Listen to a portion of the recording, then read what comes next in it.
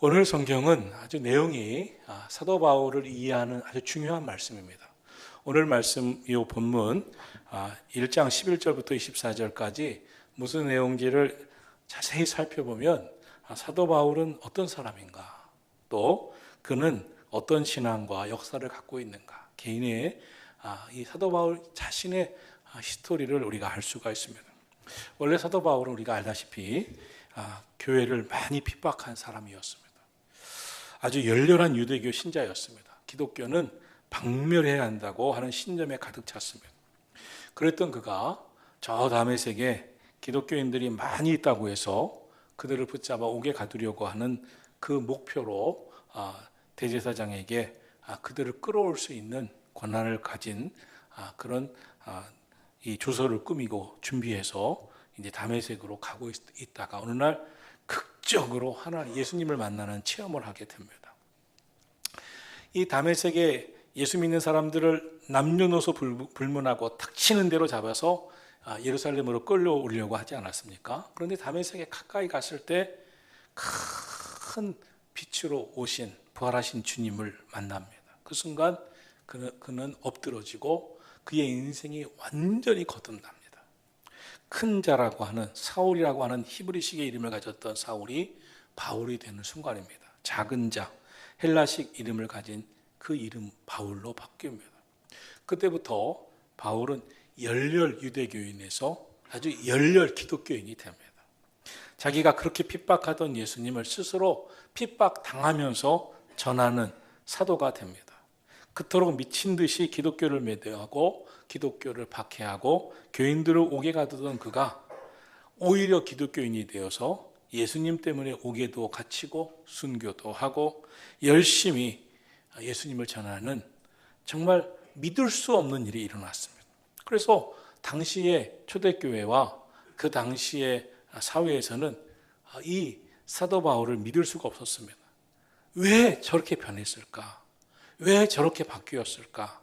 혹시 더 많은 기독교인들을 잡아들이기 위해서 위장으로 전술적으로 그는 이렇게 기독교인이 됐다고 그렇게 말을 하고 다니면서 이제 기독교에 깊이 파고 들어가서 완전히 헤집어서 기독교인들을 다 잡아들이려고 하는 계획을 갖고 전술적인 위장 기독교인이 됐다, 이런 소문까지 있었으면, 또 어떤 이는 정신 착란을 일으킨 게 아니야, 어떻게 그렇게 될 수가 있어?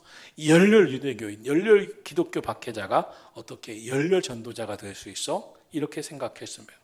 그래서 사도 바울은 어떤 일이 있었냐면 늘 의심받았어요. 진짜일까? 진짜 변했을까? 진짜 사도일까? 무엇보다도 사도 바울을 박해하고 사도 바울이 변했다는 것을 의심한 사람들은 이렇게 말하기 시작했습니다. 봐라, 그가 사도라고 말하지만 예수님이 직접 뽑아서 훈련시킨, 제자 훈련시키고 교육시킨 12사도의 한 사람은 아니지 않느냐. 그는 진짜 사도라고 할 수가 없다. 예수님이 생전에 사도 바울을 택하신 적은 없지 않느냐. 사실 사도 바울은 예수님을 만났다고 하지만 육신의 예수님을 만난 적은 한 번도 없었습니다. 그가 만난 예수님은 부활하신 예수님입니다. 육신의 예수님이 아닙니다. 그래서 하나님이 아닌 인간적인 뜻에 의해서 바울이 자기가 스스로 내가 사도다, 내가 변했다 라고 하는 의심의 눈초리를 받고 있었습니다. 자기가 변했다고, 자기가 스스로 사도가 되었다는 말을 어떻게 믿어? 주님이 인정하시고 택하셔야지, 택정해 주셔야지. 그래서 사도 바울이 가서 전도한 지역마다, 가서 세운 교회마다 그를 핍박하던 사람들은 쫓아가서 소문을 퍼뜨립니다. 가짜 사도다, 변화되었다는 것을 의심할 필요가 있다. 진짜일까? 우리 기독교인들을 더 많이 붙잡아 가려고 하는 그런 아주 나쁜 의도로 변했다고 말하는 것이 아닐 수도 있다. 그는 진정한 사도가 아닐 수 있다. 이래서 이 갈라디아 지역 그 교회의 여러 교회에 그는 의심의 눈초리로 쳐다보는 일들이 생겼습니다. 그래서 오늘 성경에서 사도 바울은 자신이 어떻게 사도가 됐는지 사도행전 이 갈라디아서 1장 1절도 그렇지만 오늘 본문에서 이렇게 말합니다. 우리 한번 11절, 12절 말씀 내용을 살펴보셔야 됩니다. 같이 읽겠습니다. 11절 12절. 형제들아 내가 너희에게 알게 하노니 내가 전한 복음은 사람의 뜻을 따라 된 것이 아니니라. 이는 내가 사람에게서 받은 것도 아니요 배운 것도 아니요 오직 예수 그리스도의 계시로 말미암은 것이라. 아멘. 그는 이렇게 말합니다. 내가 사도가 된 것은 사람에게 택함 받아서도, 내가 배워서 공부해서도, 내가 예수님에 대해서 더 알고 내가 사도가 된 게 아니다. 내가 전하는 복음은 사람의 뜻으로, 사람이 노력해서 한 것이 아니다. 내가 사도가 된 것은 오직 예수 그리스도의 계시로 말미암은 것이다. 즉 바울은 이렇게 말하고 있는 것입니다. 하나님이 뜻하셔서 예수님이 직접 만나주신, 예수님이 당신을 열어 계시해 주신 것이 아니었다면 내가 복음을 받아들이고 예수 믿는 사람이 됐을 리가 없습니다. 나 같은 자가. 내가 예수님이 나를 만나주셔서 나에게 은혜 주시고 주님의 은혜로 나를 택하시지 않았다면 나는 사도가 돼서 복음 전도자로 살아갈 리가 없는 그런 사람이었습니다. 그래서 12절 끝에 이렇게 말합니다. 나는 어떤 사람에게서 배운 것도 아니고 또 스스로 해석한 것도 아니고 오직 예수 그리스도의 계시로 말미암아 사도가 된 것입니다. 이게 너무나 중요합니다.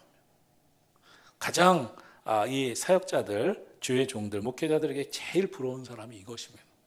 우리가 열심히 노력해서 공부해서 내가 하고 싶어서 나 정말 주의 종 하고 싶어요 해서 주의 종이 되는 거는 그래도 할 수 있습니다.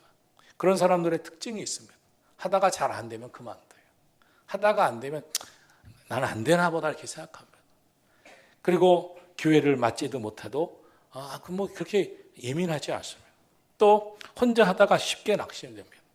사도 바울 같은 사람 하나님이 택정하셔서 계시해 주셔서 하나님이 부르신 사람은 마음가짐이 다릅니다. 난 하나님이 불러주셨지. 그래서 갈라디아서 1장 1절은 이렇게 강조합니다. 한번 볼까요? 시작. 사람들에게서 난 것도 아니요 사람으로 말미암은 것도 아니요 오직 예수 그리스도와 및 죽은 자 가운데서 그리스도를 살리신 하나님 아버지로 말미암아 사도된 바울.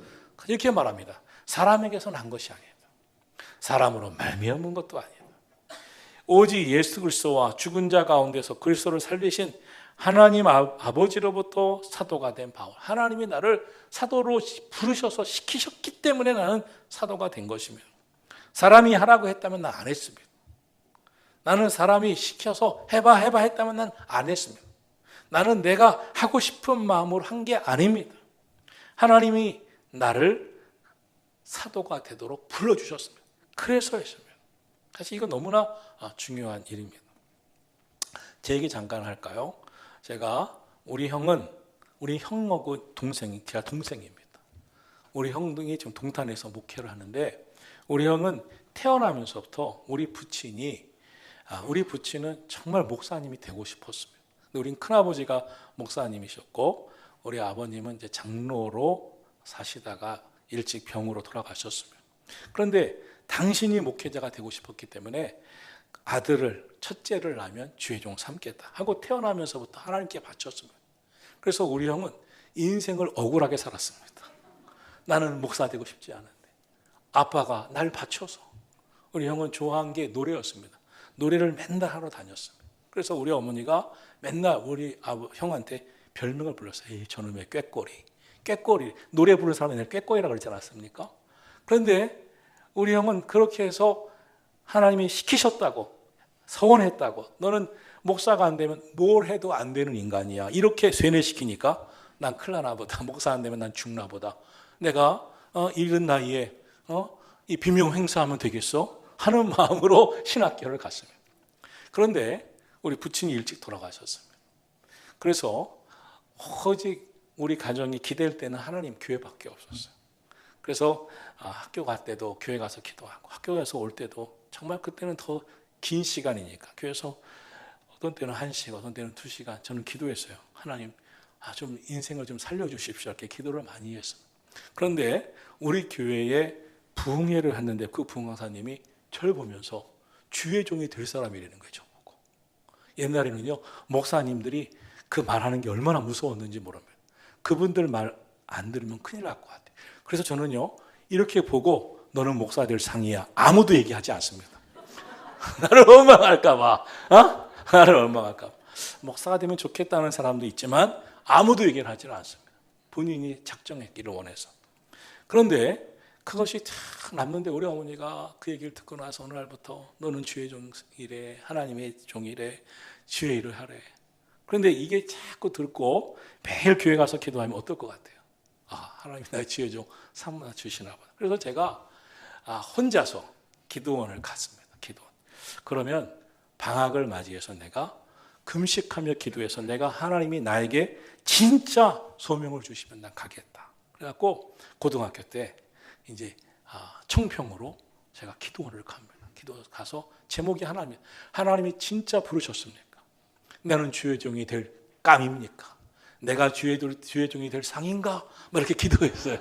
하나님 앞에 간절한 마음으로 기도해. 정말입니까, 주님? 그런데 하나님이 날 부르셨다는 확신도 생기고 내 앞에 오늘 아침에는 이제 성령을 얘기했는데 성령의 불빛을 보면서 하나님이 날 시키시나 봐. 그리고 이 입을 조심하기 위해서 아무 말도 안 했어요. 어머니가 뭐래 하나님 뭐래 그래도 말 안 하고 하나님이 날 시키시나 보다. 그리고 기도로 2년을 준비를 했습니다. 하나님 주의 종이 되려면 뭘 해야 됩니까?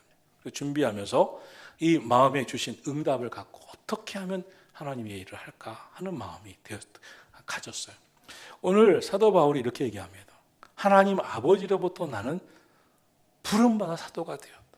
나는 하나님이 시킨 것이 아니면 나는 유대교의 열렬신자가 기독교인이 될 수도 없고 될 가능성도 없고 나는 전도자로 사도로 살 이유도 없는 사람이었습니다. 이렇게 지금 고백하고 있습니다. 이런 맥락에서 사도 바울은 자신의 과거에 대해 13절, 14절에서 이렇게 얘기합니다. 13절, 14절 다 같이 보겠습니다. 시작. 내가 이전에 유대교에 있을 때에 행한 일을 너희가 들었거니와 하나님의 교회를 심히 박해하여 멸하고 내가 내 동족 중 여러 연겁자보다 유대교를 지나치게 믿어 내 조상의 전통에 대하여 더욱 열심히 있었으나 자신은 교회를 박해하는 정도가 아주 극단적이었다는 거예요. 교회를 핍박했던 일을 여러분도 다 알지 않습니까? 내 소문 들었죠? 이 사울이라고 하는 청년의 소문 들었죠? 나는 극단적으로 교회를 박해했고 예수님 믿는 사람들을 멸하고자 그렇게 살았던 사람이었습니다. 그렇게 나는 내 유대인 나의 종족들 가운데 나보다 훨씬 나이가 많은 사람들보다도 누구보다도 나는 이 유대교의 전통을 위해서 둘째가라면 서러울 정도로 열심히 대단한 사람이었습니다. 그 정도로 열심히였던 사람이 나입니다. 나는 유대교에 대한 열심이 그 정도였기 때문에 어느 누구에게도 기독교 복음에 대해서 설명이나 가르침을 듣는다거나 배워서 그들의 이야기를 들어서 배워서 앉아 있을 사람도 아니고 한 번 들었다고 믿음이 바뀔 사람은 절대 아니었습니다. 그런데 이런 나를 하나님이 바꾸셨습니다. 이런 나를 예수님이 만나 주셨습니다. 그런데 내가 가만히 보니까 나 같은 사람이 어떻게 바뀔 수 있었을까? 이것은 하나님의 은혜입니다. 이것을 15절 16절에서 이렇게 설명합니다. 같이 읽겠습니다. 그러나 내 어머니의 태로부터 나를 택정하시고 그의 은혜로 나를 부르시니까 그의 아들을 이방에 전하기 위하여 그를 내 속에 나타내시기를 기뻐하셨을 때에 내가 곧 혈육과 의논하지 아니하고 자신은 유대교인으로서 구약 성경에 능통한 사람이었다는 것을 이 사울은 은연중에 얘기합니다. 그렇게 구약 성경에 능통한 사울은 자신은 가만히 보니까 나를 이렇게 이방인의 사도로 세워주신 분은 하나님이었습니다. 주님의 은혜였습니다. 나를 다메섹 도상에서 예수님 만나 부름받게 하신 것은 가만히 보니까 구약 성경 이사야의 이야기와 예레미야의 이야기와 동일합니다. 거기와 적용시킬 필요가 있습니다. 나는 베드로 같은 사람, 요한 같은 사람, 예수님이 불러서 3년 동안 훈련시키고 교육시켜서 제자 삼으시고 다듬어간 제자는 아니었습니다. 그러나 마치 이사야서에 나오는 예레미야에 나오는 선지자들처럼 하나님은 나를 내 어머니의 태로부터 택정해 주셨고 은혜로 부르셨음을 나는 깨달았습니다. 사실 이 구약 성경에 능통했던 이 사울은 이사야서 49장 1절을 인용하고 있습니다. 이사야 49장 1절 화면을 보면서 보겠습니다. 섬들아 내게 들으라. 먼 곳 백성들아 귀를 기울이라. 여호와께서 태에서부터 나를 부르셨고 내 어머니의 복중에서부터 내 이름을 기억하셨으며 그는 깨닫습니다. 나는 어머니의 복중에서부터 택함 받고 부름 받는 소명을 받은 사람이다. 5절도 말씀합니다. 다시 보겠습니다. 이제 여호와께서 말씀하시나니 그는 태에서부터 나를 그의 종으로 지으신 이시오 야곱을 그에게로 돌아오게 하시는 이시니 이스라엘이 그에게로 모이는도다. 그러므로 내가 여호와 보시기에 영화롭게 되었으며 나의 하나님은 나의 힘이 되셨도다. 하나님이 나를 어머니의 태 속에서부터 주의 종으로 불러주시고 택하셨다는 거예요. 이것은 예레미야 1장 4절 5절에서도 말씀하고 있습니다. 예레미야 1장 4절 5절 우리 화면을 보면서 같이 읽겠습니다. 여호와의 말씀이 내게 임하니라. 이르시되 내가 너를 모태에 짓기 전에 너를 알았고 내가 배에서 나오기 전에 너를 성별하였고 너를 여러 나라의 선지자로 세웠노라 하시기로. 사도 바울은 사람들이 이야기하는 저 사람은 스스로 사도가 된 거야. 예수님이 부르신 사람이 아니야가 아니라 이사야처럼 예레미야처럼 그는 일찍이 하나님께서 애초부터 하나님의 뜻하신 대로 어머니의 모태에서부터 그를 창세전에 계획하셔서 택하신 자였음을 자기는 깨달았다는 겁니다. 그렇게 택함 받아 다메섹으로 가는 길에 주님이 만나 주셨다는 겁니다. 그런 바울이 주님 만납니다. 그럼 다메섹 도상에서 예수님 만난 다음에 사도 바울은 어떻게 됐을까요? 여러분 어떻게 되었다고 알고 있어요? 사도 바울이 다메섹 도상에서 어디로 갔죠? 어디로 갔어요? 어디로 갔어요? 네, 17절을 보겠습니다. 17절 시작. 또 나보다 먼저 사도된 자들을 만나려고 예루살렘으로 가지 아니하고 아라비아로 갔다가 다시 다메섹으로 돌아갔노라. 여기서 사도 바울이 아주 강조하는 게 있습니다. 나는 다메섹 도상에서 예수님 만났습니다. 그러다 그 다음에 나는 예루살렘으로 가지 않았습니다. 아라비아로 갔습니다. 당시 초대교회 중심부는 예루살렘이었습니다. 예루살렘 교회로 가야 베드로도 만났고 당시 야고보도 만납니다. 그런데 뭐라고 말합니까? 나는 먼저 사도된 자들을 만나기 위해서 예루살렘으로 가지 않았습니다. 나는 아라비아로 갔습니다. 그럼 아라비아는 어디입니까? 광야 사막입니다. 아무도 없는 곳입니다. 요즘 성지순례를 이 지역으로 가면 마치 그 광야에 막 굴을 파놓고 기독교인들의 핍박 시대에 거기에 숨어 들어가서 이 목숨 건지면서 그 깊은 그 굴 속에서 예배 드렸던 장소들이 있으며 그런 광야 사막 같은 아라비아. 당시 사도 바울이 예루살렘 교회로 달려가는 게 맞습니다. 왜냐하면 기독교의 출발지고 예수님이 승천하신 곳이고 베드로를 비롯한 12사도가 있고 교회에 많은 지도자들이 있어서 기독교의 중심지입니다. 사도 바울이 다메섹 도상에서 예수님 만나고 정말 이방인의 사도로 살기 위해서는 빨리 예루살렘 교회로 가서 사도시오 제가 변화됐습니다. 예수님 만났습니다. 이제 저 사도로서 살려고 합니다. 전도자로서 살려고 합니다. 제가 이렇게 변해서 전도자로 살 수 있는지 사도가 된 것을 인정해 주시고 날 좀 봐주세요. 그리고 인정해 주세요. 나 변화됐단 말이에요. 진짜예요. 하고 인정을 받는 게 맞습니다. 그런데 사도 바울은 그 사람들에게 인정받으려고 예루살렘에 가지 않았대요. 다른 곳으로 갔대요. 어디요? 아라비아요. 왜 해필이면 사막 광야지대인 아라비아였을까요? 사람도 한 명도 못 만나고 척박하게 땅이 없는 그곳에. 이 기독교 역사 중에 초대 교부들의 이야기가 있습니다. 광야 사막 교부들의 이야기가 있습니다. 그것은 초대 기독교인들이 오직 예수님 만나기 위해서, 오직 은혜를 받기 위해서 아무도 없고 정말 처절하게 외롭고 처절하게 굶주리기까지 한 그곳 광야 사막에서 오직 하나님 바라보고 하나님 앞에 기도하던 곳이 광야 사막입니다. 그는 광야 사막으로 달려갔대요. 그러면서 이렇게 이야기를 합니다. 내가 왜 갔는지 아세요? 왜 갔는지 아세요? 왜 갔을까요? 16절 보겠습니다. 시작. 그의 아들을 이방에 전하기 위하여 그를 내 속에 나타내시기를 기뻐하셨을 때에 내가 곧 혈육과 의논하지 아니하고. 나는 사도들을 만나거나 다른 교회 지도자들을 만나서 나 변화됐기 때문에 사도로 살아도 될까요? 혈육과 의논하고 그들에게 인정받으려고 가지 않았다는 겁니다. 나는 그렇게 하려고 가지 아니하고 17절 이어서 봅니다. 시작. 또 나보다 먼저 사도된 자들을 만나려고 예루살렘으로 가지 아니하고 아라비아로 갔다가 다시 다메섹으로 돌아갔노라. 그럼 왜 갔을까요? 무엇을 하기 위해서 그 외롭고 척박한 그 광야 사막으로 나갔을까요? 그는 혈육과 의논하지 않으려고. 먼저 사도들 또 그 교회 그 당시에 교회 지도자들 힘 있는 사람들을 만나서 인정받고 받는 일이 중요하다고 생각하지 않았기 때문에. 그럼 그가 중요하게 생각한 것은 무엇입니까? 하나님 날 택하신 게 진짜 맞아요? 날 변화시켜서 이방인의 사도로 부르신 게 정말 맞아요? 하나님 내가 하나님 앞에 부름받고 소명받고 택함 받은 게 진짜 맞아요? 하나님이 다시 확인시켜 주세요. 다시 은혜 부어주세요. 하나님의 뜻을 분명하게 묻고 하나님 앞에 더 기도하면서 하나님과 깊은 영적인 교제를 하기 위해서 갔다는 거예요. 당시 예루살렘의 교회는 많은 지도자들이 있어서 인맥 쌓기가 좋습니다. 사람들에게 인정받아서 좋은 지역에 가서 선교하기 좋습니다. 그러나 광야 사막은 그렇지 않습니다.